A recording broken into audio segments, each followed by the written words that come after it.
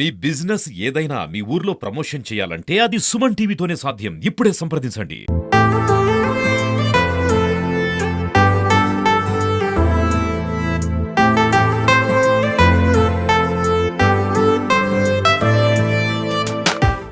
ఎడుగూరి సందింటి రాజశేఖర్ రెడ్డి గారి 76వ జయంతి సందర్భంగా ఇవాళ చూరు నియోజకవర్గ ఇన్ఛార్జ్ జియానంద్ రెడ్డి గారి ఆధ్వర్యంలో ఇవాళ రాజశేఖర్ రెడ్డి గారికి గొప్పగా నివాళులు అర్పించారు. మరి రాజశేఖర్ రెడ్డి గారి లాంటి నాయకుడిని ఈ ప్రపంచము తెలుగు ప్రజలు ఎవరు మళ్ళా చూడలేరనే లోటు, వారు ప్రజలకు చేపట్టినటువంటి సంక్షేమ అభివృద్ధి కార్యక్రమాలు, రైతుల పట్ల వారు రైతు బాంధవుడుగా నిలిచి ఆనాడు చంద్రబాబు నాయుడు గారు రైతుల మీద పెట్టినటువంటి కేసులకి ఉరేసుకొని మేము చనిపోవాలా, సూసైడ్ చేసుకునే పరిస్థితిలో ఉన్నటువంటి రైతుల్ని మొదటి సంతకంతో రైతులందరికీ కూడా ఉచిత విద్యుత్తు కల్పించి పాత బకాయిలను రద్దు చేసి రైతు బాంధవుడుగా నిలిచినటువంటి రాజశేఖర్ రెడ్డి గారిని ఇవాళ రైతులందరూ కూడా ముక్తగండంతో వారిని మేము పోగొట్టుకున్నామే అని, మరలా వారి కొడుకులోనే మేము వారిని చూసుకుంటున్నాము అని ఇవాళ రైతులందరూ చెప్తున్నటువంటి పరిస్థితి. మరి అలాగే పావలా వడ్డీ కానీ, మహిళలకు లేని రుణాలు కానీ, ఏ విధంగా అయినా సరే గ్రామీణ ప్రజా ఆరోగ్య వ్యవస్థని పటిష్టపరచడంలో ఆరోగ్యశ్రీ కానీ,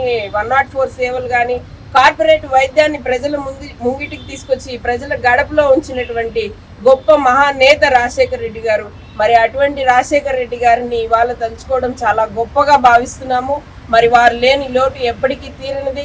వారు 10 అడుగులు వేస్తే నేను 100 అడుగులు వేసి చూపిస్తాను నాన్న, ప్రజల పక్షం నేను నిలబడతాను అని జగన్మోహన్ రెడ్డి గారు, రాజశేఖర్ రెడ్డి గారి ఆశయాలను వారు ప్రజలకి చేయాలా అనుకున్నటువంటి అభివృద్ధి సంక్షేమ కార్యక్రమాలని రాజశేఖర్ రెడ్డి గారితో వారి ఆలోచనల్ని ముందుకు తీసుకెళ్తానన్నటువంటి జగన్మోహన్ రెడ్డి గారిని ప్రజలందరూ కూడా ఆశీర్వదించాలని కోరుకుంటున్నాం.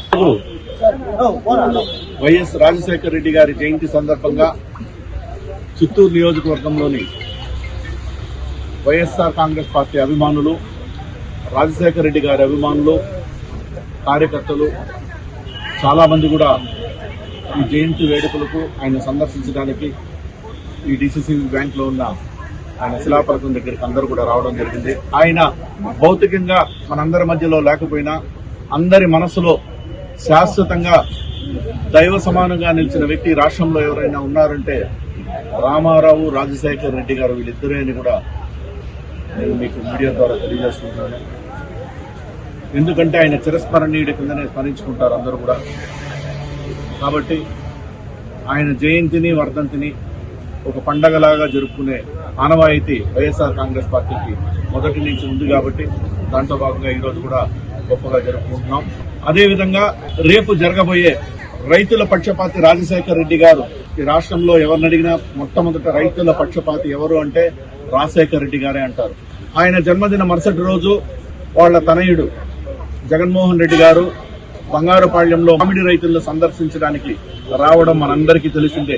అదేవిధంగా పోలీసు వారు కూడా ఎన్నడూ లేని కొత్త సంప్రదాయాలు తీసుకొచ్చి రాత్రంతా నాయకులు ఇండ్లకి పోయి నోటీసులు ఇవ్వడం, భయభ్రాంతులకు గురి చేయడం, ఇంతమందే పోవాలా అంతమందే పోవాలని ఆంక్షలు పెట్టడం కూడా ఇది మంచి పద్ధతి కాదు అని కూడా నేను మీ ద్వారా తెలియజేసుకుంటున్నాను. ఎందుకంటే ఒక మాజీ ముఖ్యమంత్రి హోదాలో రైతులను పరామర్శించడానికి వచ్చేటప్పుడు కేవలం 500 మందికే పర్మిషన్ ఆంక్షలు పెట్టడం అనేది సమంజసం కాదు.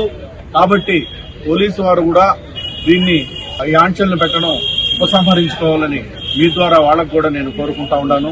కాబట్టి నాయకులందరూ కూడా స్వచ్ఛందంగా ఎవరికి వారు తండోపతండాలుగా తరలి రావాలని, ఏ ఆటంకాలకు ఏమీ కూడా జరగవని మీరందరినీ కూడా నేను విజ్ఞప్తి చేస్తున్నాను.